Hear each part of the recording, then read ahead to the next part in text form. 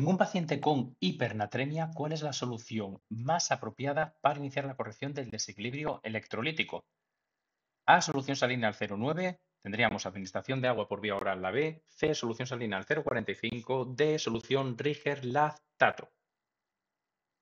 La respuesta correcta sería solución salina al 0,45%. Es muy importante que recordemos en el plasma de nuestro paciente, cuando hablemos de las concentraciones adecuadas, las concentraciones que tenemos que tener en plasma, a nivel de cloruro de sodio, tendríamos que tener un 0,9%. Eso es lo normal en cloruro de sodio. Si nos vamos, por ejemplo, a glucosa, la glucosa tendría que estar, sin embargo, en una concentración del 5%. Esto sería isotónico. Estas cantidades son isotónicas. A partir de ahí, cuando varían esas cantidades, entonces estaríamos tanto o bien en hiper por encima o bien en hipo, ¿vale? Hipertonicidad, hipotonicidad. Si un paciente tiene hipernatremia, es decir, que tiene mucho sodio, sería un paciente que tiene una cantidad que va a estar, vamos a poner el valor normal entre 135 y 145, pues la hipernatremia serían pacientes que tienen por encima de 145. Por debajo de 135 tendríamos hiponatremia. Tenemos que saber que estos pacientes normalmente, cuando hay esa hipernatremia, esa hipertonicidad, suele ser debido normalmente por un exceso de pérdida de líquido, no porque el paciente ingiera mucho sodio. Claro, podríamos pensar, pero ¿por qué voy a tener tanto sodio? ¿Por qué voy a tener 150, 160? Podría ser por dos opciones. Yo en este plasma que tengo aquí podría tener el plasma tranquilamente aquí con el sodio y puede ser que tenga mucho, mucho sodio, que no es lo más frecuente, o hay otra opción.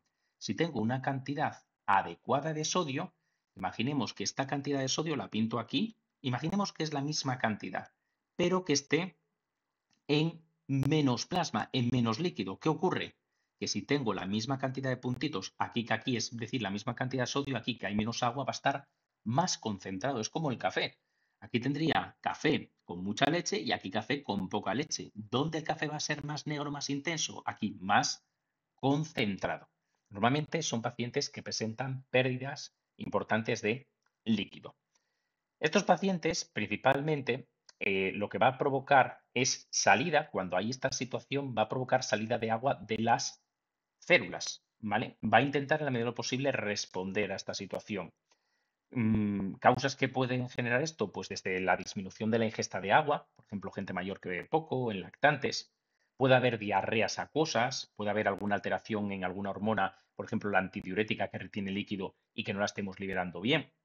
Mucho cuidado las hipernatremias provocadas, por ejemplo, por tratamientos con sodio, ¿vale? Los tratamientos efervescentes van a llevar sodio y puede haber un exceso de sodio. Estos pacientes, pues vamos a encontrarnos con que van a tener sequedad en mucosas, perdón, puede haber sed intensa, siempre que no sea un anciano o un lactante, lógicamente. Y la intervención que tenemos que hacer en estos pacientes sería administrar agua por vía oral, reposición de agua por vía oral o intravenosa, y sería muy, muy importante si nosotros nos encontramos en hipernatremias altas, por encima de 160, podemos administrar sueros glucosados al 5% o bien podemos administrar soluciones salinas hipotónicas. La solución salina al 0,9 es isotónica. Administrar agua por vía oral, el problema sería que nos podemos quedar cortos cuando hay un desequilibrio con hipernatremia. Otra cosa sería reponer un poco que sea una concentración leve, ¿vale? Es decir, una elevación leve. Aquí no nos dicen realmente la cantidad, pero entendemos que cuando hay hipernatremia van a ser pacientes con una elevación importante. Cuando es esa elevación importante, lo que se suele hacer es una solución salina al 0,45%, es decir, más baja del 0,90, del 0,9, y el rigerlactato no sería lo adecuado en este caso. Sí es muy importante destacar que en pacientes que tengan estas hipernatremias, la reposición de agua, y por eso la administración por vía oral no sería adecuada, el paciente puede tener mucha sed y beber rápidamente, eso es un riesgo porque puede provocar edema cerebral. La reposición tiene que ser lenta, ¿vale? Es muy, muy importante recordar eso. ¿Cuál de las siguientes soluciones es una solución cristaloide e isotónica comúnmente utilizada para la reanimación en pacientes hipovolémicos? Solución salina al 0,45%, solución de rigerlactato B, C, solución salina al 3%, D, solución de destrosa al 5%. Y aquí la pregunta correcta sería solución de Riger lactato. ¿Por qué? Vamos a ir viendo cada una de las opciones. La solución salina al 0,45, tenemos que recordar que lo normal era 0,9%, que es lo mismo que decir 0,90%, lo mismo. 0,45 lógicamente es un porcentaje más bajo, es decir, que estaríamos en un medio hipotónico y no es adecuado para la reanimación, ya que no vamos a conseguir expandir eficazmente el volumen intravascular. Es un paciente que está hipovolémico. Me interesa si hay hipovolemia, si hay una volemia muy baja, muy poco plasma por aquí, a mí me interesa reponer esto. Si yo bajo la concentración, no voy a arrastrar agua. Recordar siempre que el agua va detrás de la zona donde hay más concentración. Después tendríamos solución salina al 3%. La solución salina al 3%, lógicamente 0,3%, si lo comparamos con 0,9, es mucho mayor. Es decir, que estaríamos en un medio hipertónico. Y en el caso de pacientes que tuvieran una hiponatremia severa, podría utilizarse, pero no para una reanimación. Tenemos que pensar que podemos agravar la hipovolemia debido a los efectos osmóticos. Es decir, un paciente que está hipovolémico no consiste en meterle mucha concentración. A mí me interesa reponer el líquido, pero no aumentar a costa de aumentar mucho la concentración. Y la solución de destroza al 5% es principalmente un tipo de solución que podríamos utilizar en pacientes que tengan algún tipo de problema con bajada de azúcar, pero no contribuye a la expansión. Es decir, es más importante utilizar algún tipo de cristaloide que arrastre el agua. Es muy importante recordar también que los coloides y los cristaloides, para saber cuál debemos utilizar, recordemos que primero siempre utilizamos el cristaloide, es más seguro, y el coloide, como la albúmina, son expansores mucho más potentes, pero más inseguros, y para arrastrar ese líquido necesitamos siempre poner primero el cristaloide para arrastrar algo primero de agua y después ya el coloide, si no, esos coloides no son tan eficaces. Lo bueno del Ringer lactato es un cristaloide que es isotónico, es decir, que me permite reponer la volemia que le falta a este paciente sin alterar las concentraciones. Le pongo la misma concentración que la fisiológica, es decir, el 0,9% sería la indicada. ¿Cuál de los siguientes trastornos electrolíticos es más comúnmente asociado con la administración de diuréticos de asa como la furosemida? Hipercalemia, hipocalemia, hipernatremia, hipocalcemia. Bien, pregunta muy importante. Y en este caso la respuesta correcta sería hipocalemia, sería la B. Y vamos a ver por qué, porque sería la B.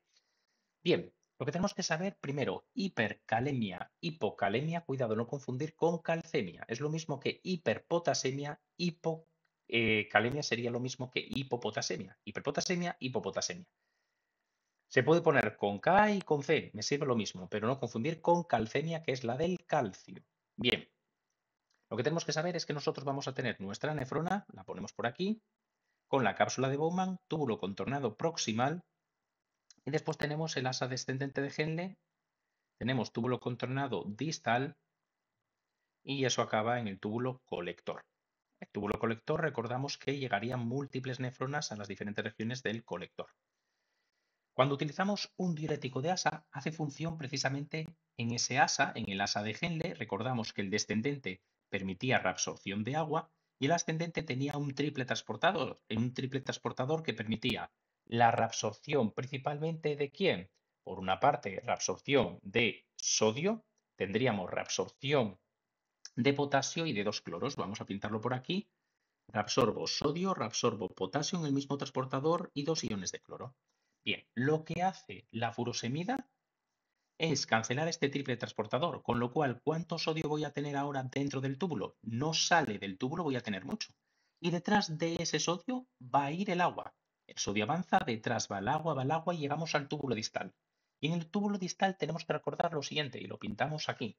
Si yo tengo aquí el vaso sanguíneo y pinto aquí la nefrona, el túbulo distal y por aquí saliendo la orina, estamos haciendo un zoom de esta parte, ¿vale? Tendríamos aquí la sangre y aquí la orina que viene, que hemos pintado, vamos a pintarlo por aquí, que viene por aquí por el interior arrastrando agua. Cuando llegamos a este nivel, ¿qué ocurre? Que tenemos que saber que a ese nivel va a haber un doble transportador, es no triple. Triple lo teníamos aquí abajo, un doble transportador en el cual se produce reabsorción de sodio y salida de potasio. Bien, como nosotros ahora tenemos muchísimo sodio que no ha entrado y avanza, avanza, avanza, mucho sodio no va a ser reabsorbido porque este transportador se ve sobrepasado. Con lo cual hay mucho sodio que va a avanzar, va a avanzar, va a avanzar y va a arrastrar el agua detrás de él y por eso el efecto diurético de la furosemida. Pero va a haber parte del sodio, porque es tantísimo el sodio el que llega, que parte va a entrar en estos transportadores. Y de la que, a la vez que entra el sodio, ¿qué va a ocurrir? Que va a salir el potasio. Y ese potasio sale por orina. Si voy perdiendo potasio, ¿cuánto potasio me queda en sangre? Cada vez menos. Y de ahí aparece la hipopotasemia, que también puedo llamar hipocalemia. Por eso la correcta sería la opción B de Barcelona en este caso.